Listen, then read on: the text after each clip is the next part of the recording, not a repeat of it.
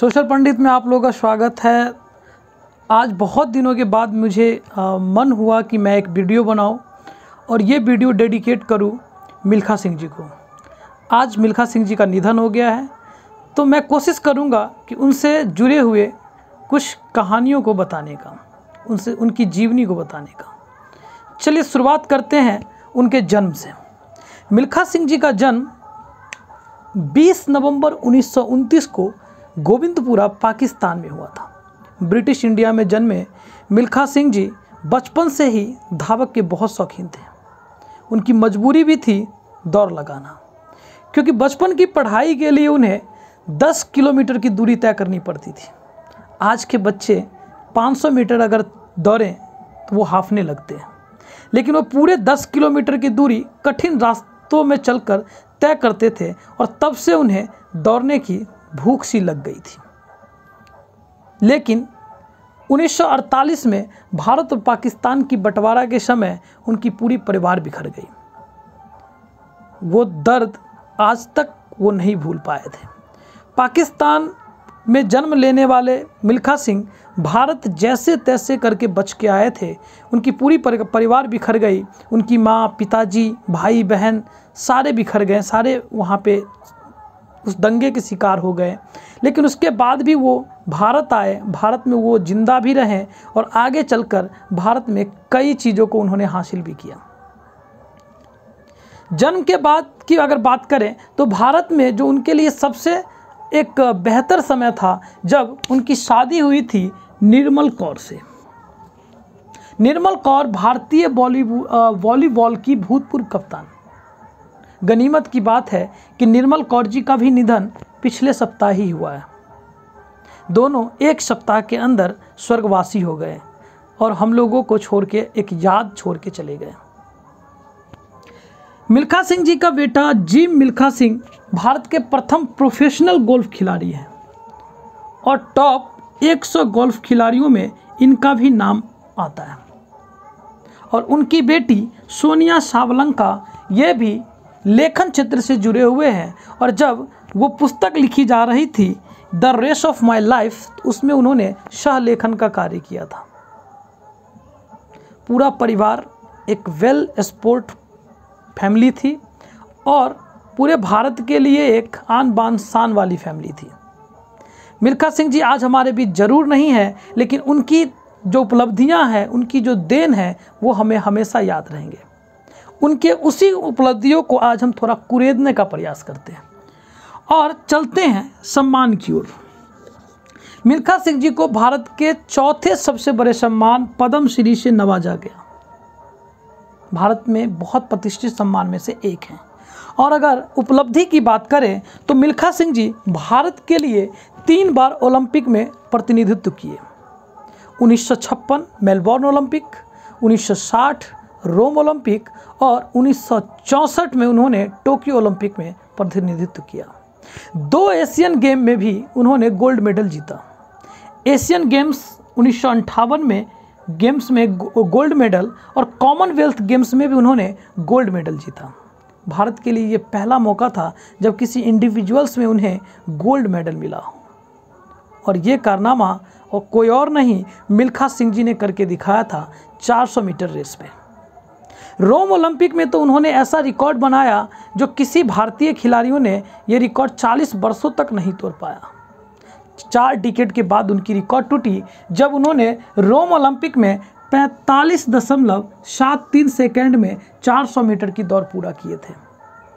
लेकिन इस दौड़ में उन्होंने वो 0.1 सेकेंड से जर्मनी के धावक से पीछे रह गए थे।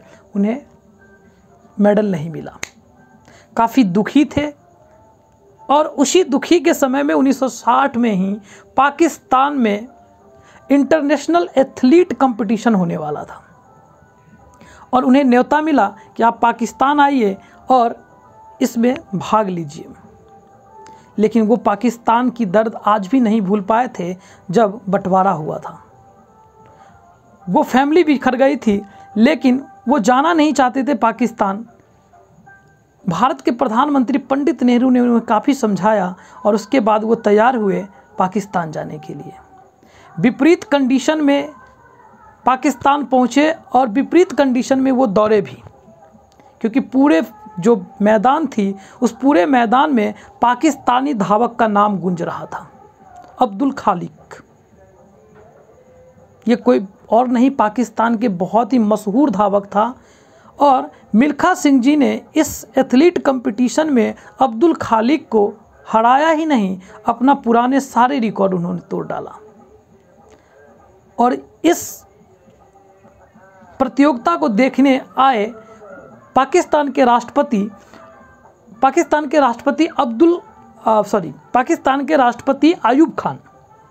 आयूब खान ने उन्हें कहा कि तुम आज दौड़े नहीं हो, उड़े हो।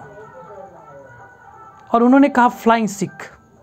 तब से लेकर वो फ्लाइंग सिख के नाम से मशहूर हो गए। आयूब खान ने उन्हें फ्लाइंग सिख कहा था।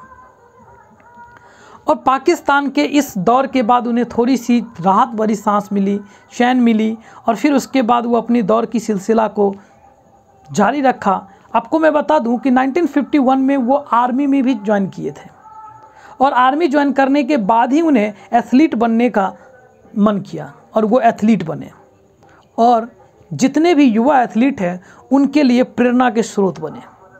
मिल्खा सिंह जी सिर्फ एक स्पोर्ट पर्सन ही नहीं, भारत के नेक सच्चा दिल इंसान भी थे। मैं आपको बता दूं, एक वाकया मुझे याद आती है कि जब 2013 में उनके ऊपर डॉक्यूमेंट्री फिल्म बन रही थी ऑटोबायोग्राफी पे, तो उन्होंने मात्र 1 रुपया चार्ज किया था। राकेश ओम प्रकाश मेहरा डायरेक्ट कर रहे थे फिल्म को, भाग मिल्खा भाग। मात्र 1 रुपया चार्ज किए थे, कोई पैसा नहीं लिए थे। इससे पता चलता है कि उनके जीवन में पैसों का कोई महत्व नहीं है, सम्मान बहुत मायने रखती है। नन अदर देन, बहुत सारे स्पोर्ट पर्सन होंगे, लेकिन मिल्खा सिंह जी उसके बीच में भी हमेशा याद रहेंगे, अपने व्यक्तित्व, अपनी छवि और अपने स्पोर्ट कैरियर को लेकर के। मैं मिल्खा सिंह से जुड़े एक चीज़ और बताना चाहूँगा। जब उन्होंने अपनी पुस्तक the race of my life में लास्ट क्वेट करते हुए लिखा था, उन्होंने कहा था कि एक खिलाड़ी के रूप में जीवन कठिन है। निश्चित रूप से ऐसा समय आता है जब हम इसे छोड़ने या कोई शॉर्टकट की ओर आकर्षित हो जाते हैं।